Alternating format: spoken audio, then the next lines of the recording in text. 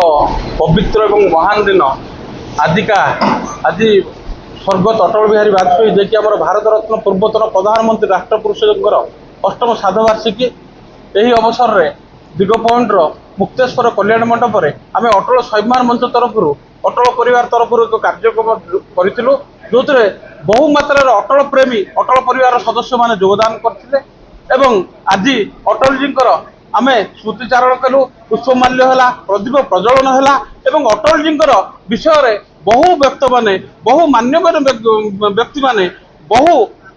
विषय आलोचना कले कीर्ति गारिमा एवं से राष्ट्र किपरि समर्पित थिले राष्ट्र किपरि से जोड़े राष्ट्रीय नेता थिले एवं सब राष्ट्र ही चिंता ही करुले से सब कहते देश रहा दरकार सरकार रहू न रहू देश रही सरकार रही रहा तेणु यही उद्देश्य नहीं एवं आधुनिक भारतर विकास समय से प्रधानमंत्री थिला बेले समय जहाँकि आम एक आज मार्गदर्शन अच्छी आज समग्र भारत वर्ष अटल जी आदर्श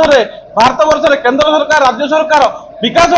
कार्य धारा जारी रखिंट आमे मैंने अटल जी आदर्श अनुप्राणित हो कमल बंटन ठूँ आरंभ कर वृद्धाश्रम अनाथाश्रम सब प्रकार कार्यक्रम कर यही कार्यक्रम यही श्राद्धवार्षिक आपण मीडिया भाई मैंने बहु अटल प्रेमी योगदान कर समस्त को धन्यवाद अर्पण करुरोध करुच्ची आपण मैंने अटल जी आदर्श अनुप्राणित हो समाज सेवा करेंगे देशर उन्नति करेंगे लोक गरीब दुष्ट लोक पाखे पहुँचे और निजर कार्यक्रम जारी रखे ये साधुवाद जनाऊँ समस्त को नमस्कार। आईनजीवी तथा अटल स्वाभिमान मंचर संपादक आज अगस्ट 16 तारीख अटल मंच अटल स्वाभिमान मंच तरफ एक कार्यक्रम आयोजित करा जहाँकि अटल जी श्राद्ध दिवस थिला। उक्त कार्यक्रम को बहुत विद्वान ज्ञानी लोक मैंने आसी उपस्थित थिले एवं हजार हजार लोक आसिक जो सहयोग आम समस्त पाखे ऋणी कृतज्ञ। उक्त अनुष्ठान को अटल स्वाभिमान मंचर अध्यक्ष श्री कुंज बिहारी पंडा द्वारा गठित होता।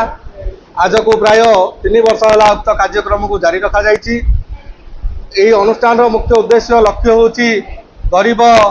लोक मानक साहाय्य करिबा आर्थिक स्थिति नथिबा लोक मानक साहाय्य करिबा रोगी व्याधि थिबा लोक मानक साहाय्य करिबा सेमानकु कल्याण निमंते जहाँ जहाँ आवश्यक अच्छी सरकार पाखे पहुँचिक कार्यकारी करिबा। धन्यवाद। राज्य परिषद सदस्य बीजेपी देखो महान नायक एवं राष्ट्रभक्त एवं पूर्वतन प्रधानमंत्री भारत रत्न अटल बिहारी वाजपेयी जो अष्टम श्राद्धवार्षिक उत्सव आज दिगपहंडी मुक्तेश्वर होता। बहु संख्यार विभिन्न संप्रदाय विभिन्न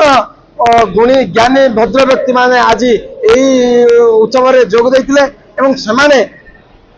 अटल बिहारी वाजपेयी विषय रे समस्ते दुई पद रखिते अटल जी परी आमर मध्य दिगपहंडी एरिया रे निर्वाचन मंडल रे समस्त आम अटल जी